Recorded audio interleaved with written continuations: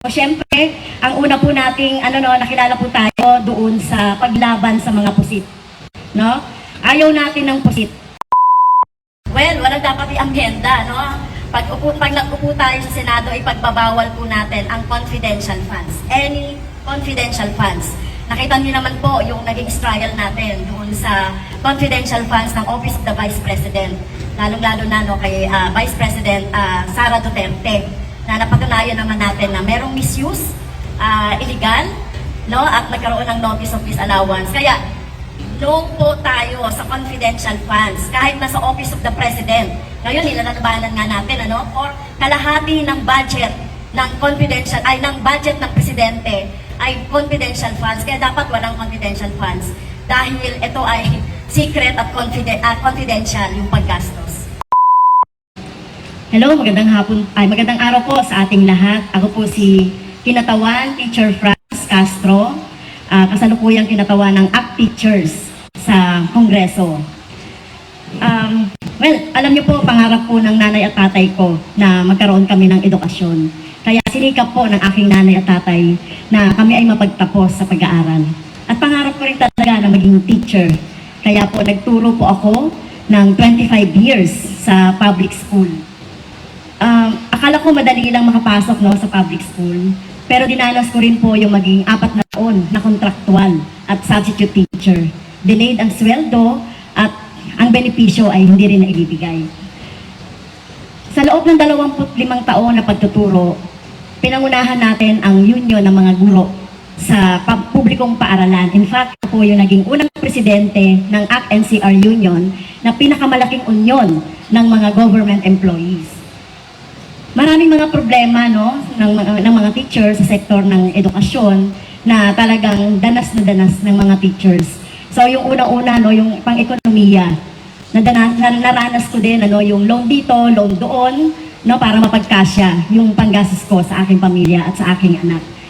Dahil sa kaliitan ng sweldo, ang mga teachers ay napipilitan din na magkaroon ng iba't iba pang mga trabaho bukod sa pagtuturo, at naranasan ko po yun.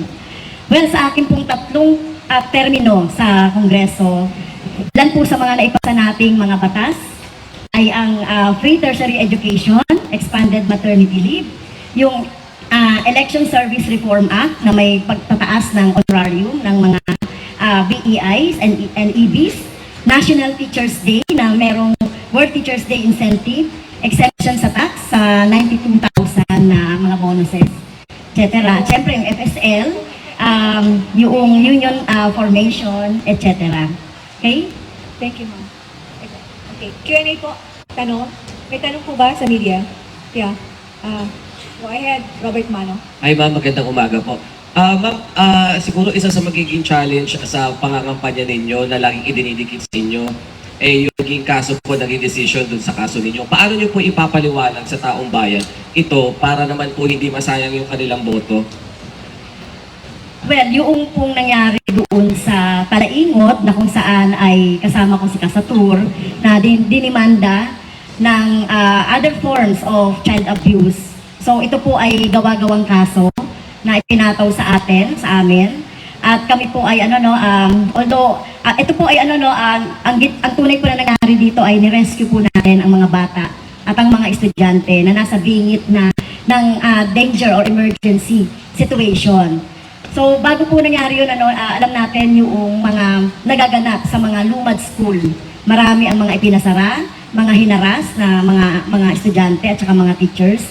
At nung panahon po na iyon ay nagkaroon po tumawag po ng rescue yung mga teachers. So, as a government official, di ba? As a member of the House of Representatives, meron ako otoridad, di ba? Para gawin yung nararapat doon sa ganung sitwasyon.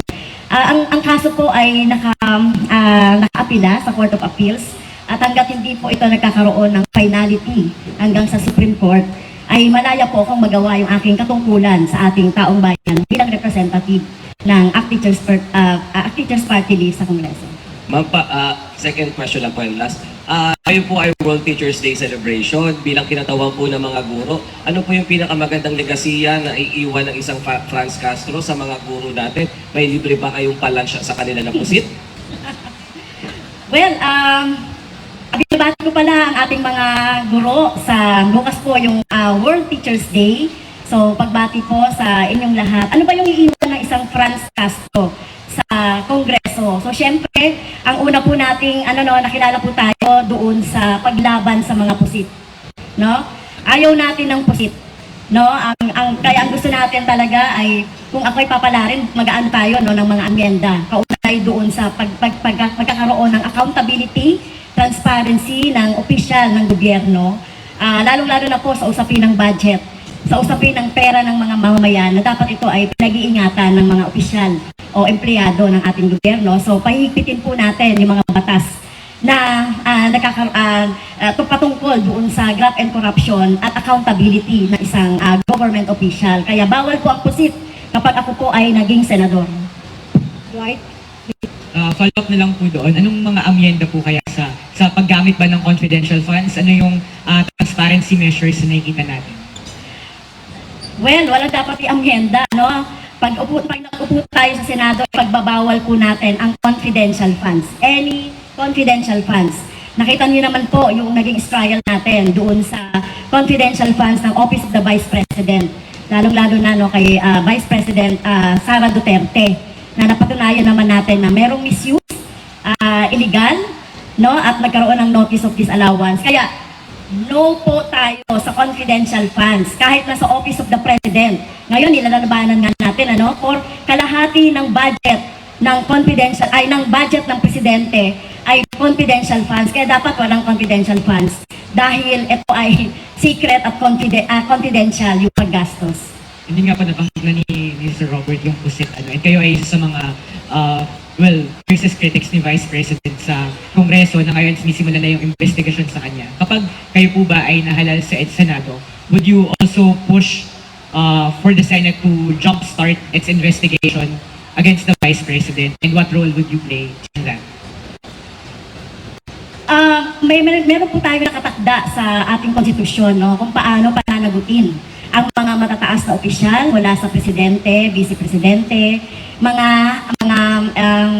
commission, no, ang constitutional commission ng mga officers. Kaya ano po yung magiging papel natin? Well, sa ngayon po kasi alam na natin na napag-alaman ko na ang bayan ay ang iba't ibang sektor ay nagbabalak na mag-file ng impeachment complaint. So, ang ating pong magiging papel dyan, o ipapasa po yan muna sa House of Representatives bago po magkaroon ng halalan, ay harapin po natin yan at pag-aaralan. At kung i-endorse po natin yan kung sakali. Okay. Thank you po. Salamat po. Michael? Hi ma'am, magandang umaga po. Michael Rogas po from Radyo Pilipinas. Marami pong mga netizen ang nagtatanong, paano nyo rin daw po ba ginastos yung pondo po ninyo sa Kongreso bilang isang mambabatas? Maaari nyo po ba kami bigyan ng brief lang po nung paano po ninyo ginastos yung pondo ninyo sa mababang kapunungan habang kayo po ang mambabatas? Salamat po sa tanong. So, 9 na taon po, magsa-9 na taon po tayo sa Kongreso.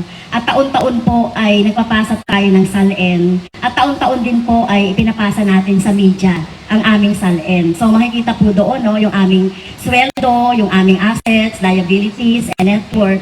At nakita po yan.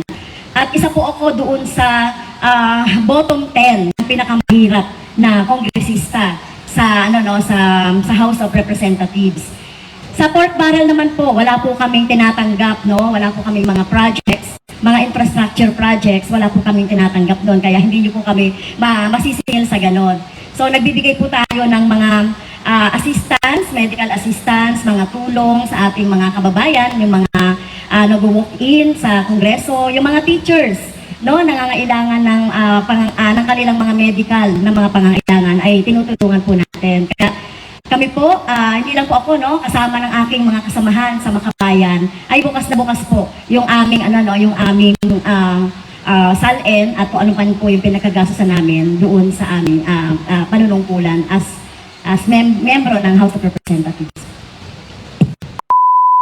Umani naman ito ng iba't ibang reaksyon mula sa ating mga netizens.